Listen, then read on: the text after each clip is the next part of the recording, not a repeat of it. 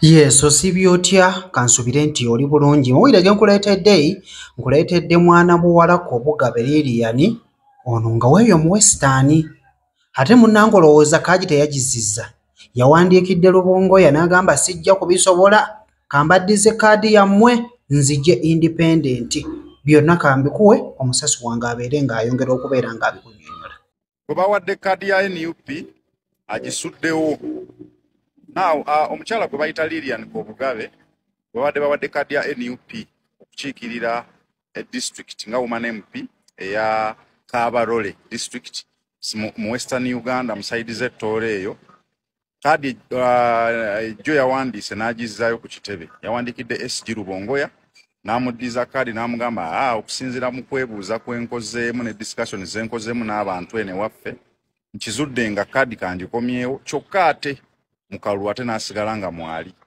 Ono teyalaze bannamawulire na nsonga lwaki kaadi yagizzizaayo, naye yagambye agizzizaayo naye ate agenda kujja yeesimbewo nga independent.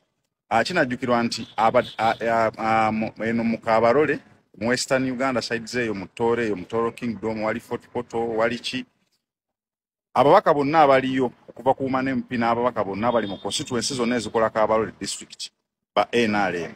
Kale kyebuuzibwa yatidde abadde atambula mu bantu nga tebamwaniriza oba naye kirungi kino akikoze ng'ebulayo ennaku eziwera okutuuka nga 22 ndowooza z'ennaku nga 5 nominations ziryoke zitandike z'ababaka ba parliament era kitegeeza nti NUP nga yeesobola okuddamu okufuna omuntu gwegenda okuteekaawo avuganye. Naye kino kyongera okweraliikiriza NUP naddala ng'ebadde ku mission ey'okufuna ababaka abatali ba mu central eyongere okugaziya ettutumu lyayo n'obukulembeze bwayo mu parties ng'eza Western Uganda.